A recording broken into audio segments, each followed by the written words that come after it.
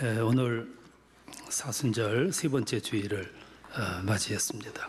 오늘 성경 말씀을 보면 나병 환자들이 치료받고 또 고침받는 과정에 대한 말씀을 소개하고 있습니다.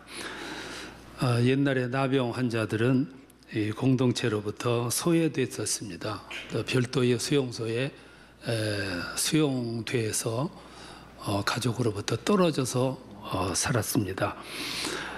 전염성도 있고 하기 때문에 어려움을 많이 당했죠. 예수님 당시에도 이 나병 환자들이 가족으로부터 또 공동체로부터 소외가 돼서 별도 수용소에 수용이 돼서 격리된 삶을 살았댔습니다. 그런데 오늘 본문을 보면 그 나병 환자들이 예수님 소식을 듣고 찾아와서 마침내 고침을 받는 과정을 설명하는데, 이 나병 환자들이 고침받는 과정을 성경을 통해서 몇 단계로 나눠서 설명할 수가 있겠습니다. 이 단계를 보면 우리들의 신앙의 과정과도 같다, 그렇게 보시면 되겠습니다. 첫 번째 단계는 이 나병 환자들이 예수의 소식을 듣는 단계입니다. 어느 날 10명의 나환자들이 예수님의 소식을 들었습니다. 예수께 가기만 하면 모든 질병은 고침받고, 그리고 우리 질병도 고침을 받고 가족으로 또 공동체로 복귀할 수가 있단다 하는 소식을 듣게 됩니다. 아마 이 나환자들에게는 이보다 더 기쁜 소식은 없을 거예요. 이 기쁜 소식을 복음이라 그럽니다. 복음이 구원의 기쁜 소식이잖아요. 그래서 그 복음이 많은 사람들의 발걸음에 실려서 전파되고 확장이 된 거죠. 그래서 믿음은 들음에서 시작이 된다.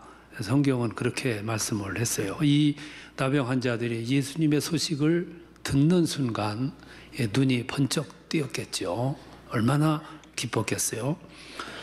누가 듣느냐 하면은 아무나 듣는 것은 아닙니다. 필요자가 듣게 되고, 느끼는 사람이 듣게 되고, 관심을 가진 사람이 듣게 됩니다. 목마른 사람이 우물 판다 그러잖아요. 아무나 우물 파는 것은 아니죠. 그래서 계시록 1장에 보면 듣고 믿고 지키는 자가 복이 있다, 그렇게 말씀을 했어요. 1단계입니다. 2단계는 듣고 찾아가는 단계예요. 마침내 10명의 나환자들이 예수님의 소식을 듣고 예수님을 찾아갑니다. 여러분, 아는 것과 찾아가는 것은 굉장히 다릅니다. 아는 것은 머리로 인지하는 상태고, 찾아가는 것은 행동입니다. 결단이고, 사람들이 듣고 안다고 해서 다 가는 것은 아니잖아요. 이 나환자들이 예수님의 소식을 듣는 순간 눈이 번쩍 뜨였어요. 그리고 믿음이 생겼어요. 그러면 가기만 하면 우리도 고침받겠구나. 그래서 그들이 결단합니다. 그리고 찾아가요. 이 찾아가는 이 과정은 쉽지가 않습니다. 굉장한 모험입니다. 공동체로부터 이미 소외되어 있기 때문에 그 공동체 속에 들어간다고 하는 것, 도심 속으로 들어간다는 것은 금지되어 있어요. 그리고 또 거기 가기만 하면 돌에 맞을 수도 있습니다. 굉장한 모험이죠. 우리 신앙인의 삶을 이렇게 되돌아보면 매 순간마다 결단이 요구가 되고 모험이 필요가 돼요. 이 기독교 복음이 세계화되는 과정에는 순전히 모험의 결과입니다. 모험심을 가진 사람들이 세계로 나갈 때 복음을 들고 가서 뿌렸어요. 그래서 오늘 복음이 세계화 된 겁니다. 우리나라도 복음화가 될 때는 이 복음을 간직한 사람들이 모험의 길을 이 동양 조선 땅으로 가지고 와요. 어둑한 세상에 복음을 씨 뿌리기 시작을 해가지고 130년 만에 오늘 현재 이 상황을 만들게 된 거죠. 여러분들도 처음에 이 신앙에 입문하게 될 때, 첫 걸음을 뛸 때 상당히 망설였을 거예요. 그리고 또 일말의 두려움까지 있었습니다. 초기 한국 교회 역사를 보면 양반들이 복음을 받아요. 듣습니다. 듣고 나서는 참 좋은 것 같은데 망설여요. 주저하고. 왜 그러냐면 체면도 있고 자존심도 있고, 또 더 나가서 지금 믿고 있는 종교가 있어요. 유교도 믿고 있고 불교도 믿고 있고 또 무속 종교도 믿고 있어요. 여기로부터 개종을 해야 됩니다. 이게 바꾼다고 하는 건 여러분 하찮은 거는 쉽지만은 중대한 것을 바꿀 때는 결단이 필요한데, 종교를 바꿀 때는 더 큰 결단이 필요해요. 두려움까지 있어요. 양반들이 그렇게 주저하고 있는 사이에 천민들은 신속하게 결단했습니다. 복음을 받아들였어요.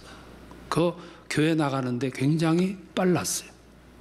나중에 시간이 간 다음에 양반들이 결단을 내리고 교회 가보니까 집에 모습들이, 종들이 벌써 들어와가지고 똥아리를 틀고 벌써 집사가 되고 권사가 되고 장로가 됐어요. 그런데 양반들은 들어가 보니까 새신자예요. 체면이 말이 아니고 자존심이 말이 아니에요. 그래서 양반 자리를 따로 만들어 달라 하니까 안 만들어줘요. 그래서 나와가지고 양반 교회를 만들었다 하는 게 한국 교회 기록이잖아요. 신앙생활에는 이런 용기가 필요하고 모험이 필요하고 결단이 필요해요. 여기 10명의 나환자들이 예수님에 대한 소식을 들어요. 그리고 가자 결단을 내려. 근데 그들의 결단 속에는 가다가 돌에 맞아 죽을지라도 가자 하는 결단이 세워진 겁니다. 이게 두 번째 단계예요. 세 번째 단계는 찾아가서 부르짖는 단계입니다. 13절에 보면 선생님이여 우리를 불쌍히 여기소서. 그리고 예수님께 부르짖었어요. 그러면 제가 이렇게 말하듯이 그들이 가가지고 고상하게 점잖게 부르짖었겠습니까? 그들이 거기 가서 예수님을 향해 부르짖을 때는 아마 엄청난 파괴력을 가진 부르짖음이었을 거예요.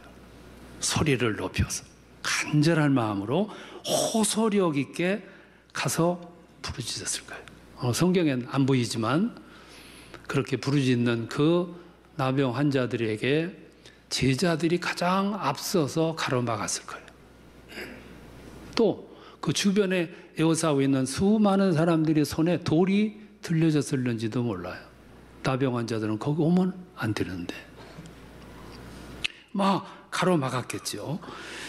그럴수록 나 환자들은 더 크게 부르짖었습니다.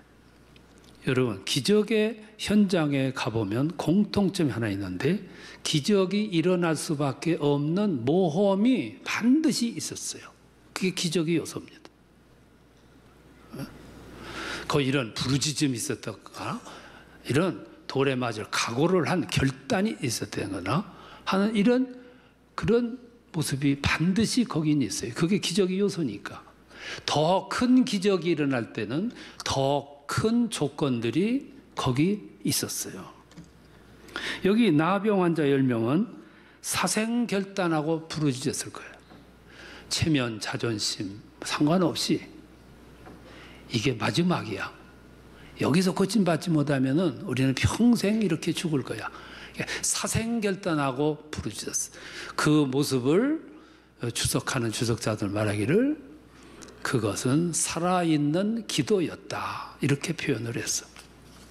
생명력 있고 능력 있는 부르짖음이었겠죠. 성경을 보면 구하라, 두드리라, 찾으라, 부르짖으라고 그랬습니다. 성도들 중에는 꼭 그렇게 큰 소리로 기도해야 되냐, 꼭 밤새워서 해야 되냐, 꼭 그렇게 요란 떨며 기도해야 되냐, 꼭 그렇게 울면서 기도해야 되냐, 이렇게 아주 까칠하게 말하는 성도들이 꼭 있어요. 그렇게 기도 안 하고 살아갈 수만 있다면 얼마나 좋겠어. 그래서 성경은 항상 기도하라 그랬어. 우리가 살아가는 과정에 넘어지는 것이 없이 살면 얼마나 좋겠어. 사업하다가 실패하는 일이 없이 성공만 한다면 얼마나 좋겠어.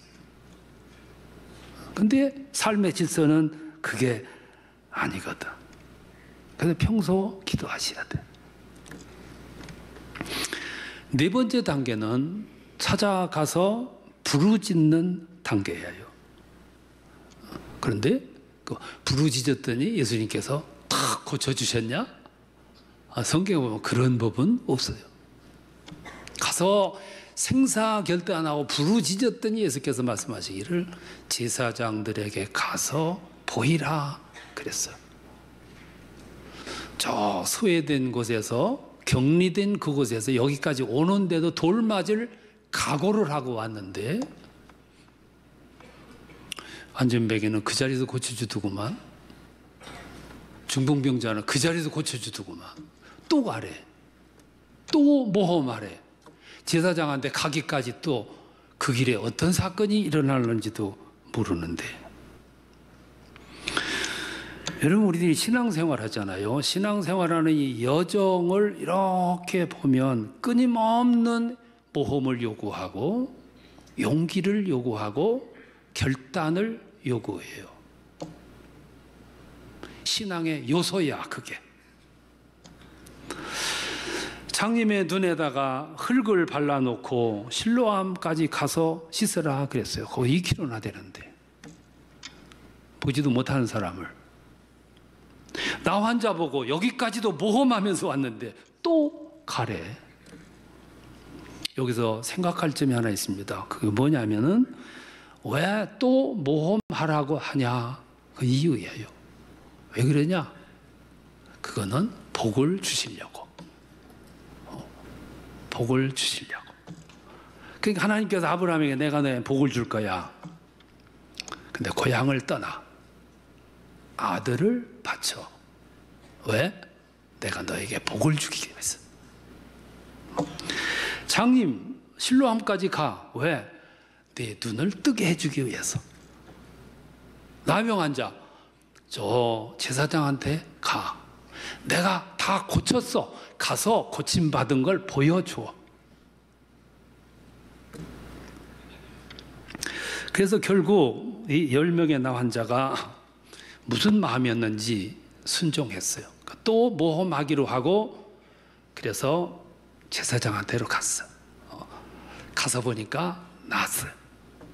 살결이 어린아이 살결처럼 회복이 됐어. 상처가 아물었어. 얼마나 좋았을까? 얼마나 좋았을까? 그래서 그들은 곧장 어디로 갔냐면 집으로 갔어. 고향으로 갔어. 가족에게로 갔어요. 여기까지가 이 이야기의 1막이에요.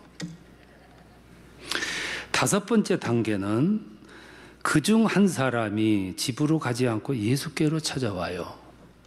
15절에 보면 그중 한 사람이 나은 것을 보고 큰 소리로 하나님께 영광을 돌리며 예수께와 그 발 앞에 엎드려 감사하니라. 이제 2막이 시작이 돼. 2막이 이 이야기의 핵심 골자고 이 이야기가 우리에게 주고자 하는 메시지예요. 여기서 3가지 질문이 나옵니다. 하나는 그중 한 사람이 누구냐 하는 거예요. 16절에 보면 그는 사마리아 사람이라 그랬어요. 사마리아 사람이 누구냐면 유대인들이 그토록 경멸하는 사람들, 그토록 부정하다고 쳐다보지도 않았고 그 땅을 밟지도 않았고 그만큼 경멸한 사람들, 이렇게 된 데는 역사가 있어요. 이스라엘이 통일 이스라엘 만들어졌어요. 다윗 왕조가 지났고 솔로몬 왕조가 지났어. 솔로몬 사후에 나라가 남과 북으로 갈라져요. 남쪽 수도는 예루살렘이고 북쪽 수도는 사마리아였어요. 그런데 기원전 722년에 아수르에 의해서 사마리아 북왕국이 멸망을 해요. 사마리아 땅에 아수르 사람들이 몰려와 섞여 살면서 문화가 섞였고 종교가 섞였고 피가 섞였어. 남쪽 유대인들이 볼 때 여기는 환양년이야. 정결하지가 못해. 그래서 그들을 경멸했어. 부정하다고. 그런데 오늘 성경을 가만히 보면 10명 가운데 고침받은 9명이 누구냐 하면은 유대인들이에요. 남한국 사람들. 그들은 다 집으로 돌아갔어. 근데 그 한 사람이 누구냐 하면은 유대인들이 그토록 경멸했던 북한국 사마리아 사람. 그때 예수님께서 한 사람이 왔을 때 역정을 내면서 말씀하셨어요. 그 9은 어디 갔냐? 그 말은 무슨 말이냐면 그 잘난 체 하던 유대인들은 다 어디 갔냐 그 말이에요. 그리고 그렇게 경멸받던 너만 혼자 왔냐?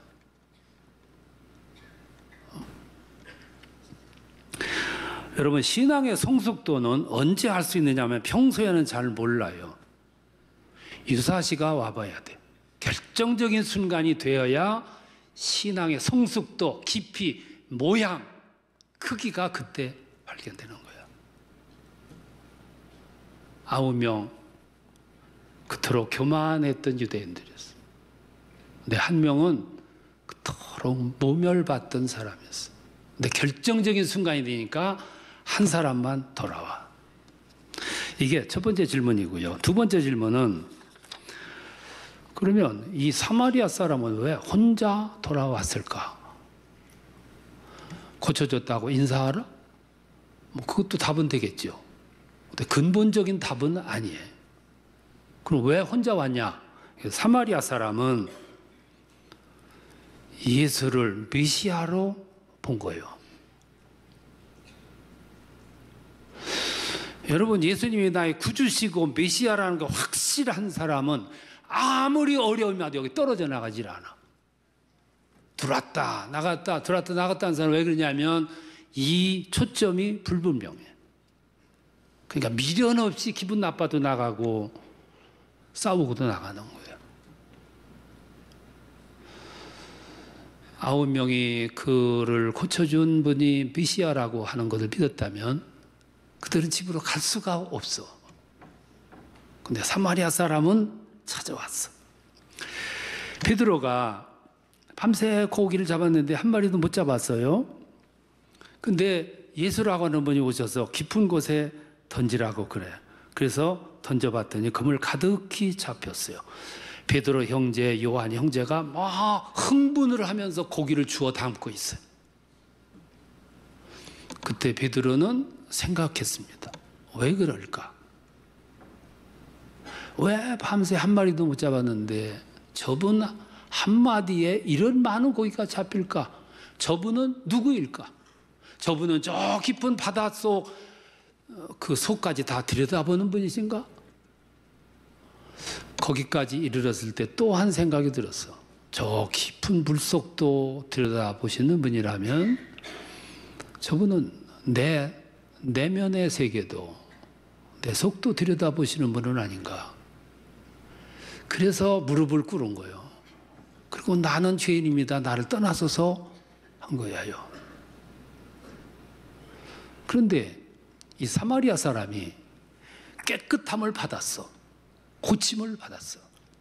그리고 모두 즐겁게 집으로 돌아가는데 혼자 생각했어. 왜 그럴까? 저분은 누구일까? 저분은 누구길래 이 병을 고칠 수 있을까? 그때 당시 메시아의 기준이 세 가지였어. 나병 고치는 사람, 나면서부터 걷지 못하던 사람, 걷게 하는 사람, 나면서부터 보지 못하던 장님을 보게 하는 사람, 이 세 가지 하는 사람은 메시아다 그랬어. 그런데 나병을 고쳤어. 저분은 누구일까?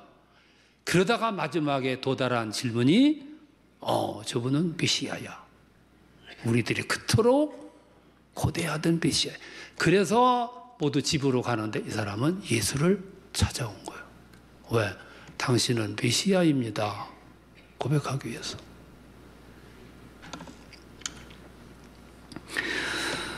그때 예수님은 말씀하시기를 그 아홉은 어디 있느냐? 그 말은 사마리아 사람도 내가 메시아인 걸 아는데 저 너희들이 그토록 경멸하던 사마리아 사람도 내가 누구인지를 아는데 너희들은 왜 그걸 몰라? 그러시면서 사마리아 사람에게 마지막으로 선물을 줘요. 끔찍한 선물. 그게 뭐냐면 일어나 가라 네 믿음이 너를 구원하였느니라. 이게 무슨 말이냐면 병 고침 받는 것도 큰 은혜지만 너희는 왜 병 고치는 정도 가지고 만족해 하냐? 그보다 더 큰 세계가 있어. 그게 구원이야. 이게 그 이야기예요. 왜 너는 저 사람은 다 알고 있는데 너는 몰라? 이게 오늘 누구한테 주시는 말씀이냐면 바로 우리들에게 주시는 말씀이야. 오늘 우리들이 무슨 수준이냐면 병 고침으로 만족해하는 수준이에요. 사업이 잘 되고 복을 받고 건강하게 해주고 병 고치고 여기에 우리는 포인트를 두고 있어. 그것보다 더 큰 세계, 더 큰 선물은 구원인데 근본적인 것이 구원인데 그러니까 예수님은 지금 돌아간 9명 유대인들, 제사장들, 바리새인들을 향해서 아주 준엄하게 지금 질책하시는 거예요. 껍데기만 믿고 있는 현실에 대해서 질책을 하시는 거죠. 세 번째 질문이 있어요. 예수님이 이 사건을 일으키신 시점이 어디냐 그거예요. 11절에 보면 예루살렘으로 가실 때 그랬어요. 예수님 지금 예루살렘에 왜 가십니까? 죽으러 가세요. 십자가에 못 박히러 가시는 거예요. 십자가에 못 박히러 가는 마지막 행로에 예수님께 필요한 것이 있었어요. 그게 뭐냐면 저는 그리스도시고 저는 하나님의 아들이시고 우리를 위해서 죽으시기 위해서 오신 메시아다라는 증거를 해줘야 하는 필요성을 느꼈어. 그때 예수님은 누구로부터 고백을 받았냐 하면 나병 환자로부터.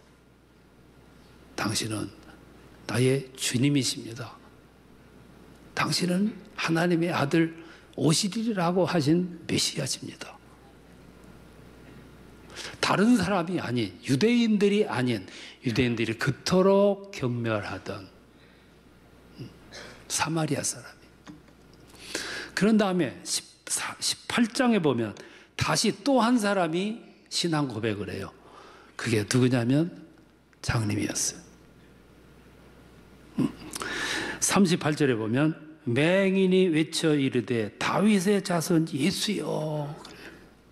그 말은 당신은 메시아입니다. 하나님의 아들입니다. 오시리라고 하신 그 메시아입니다. 그런 말이에요.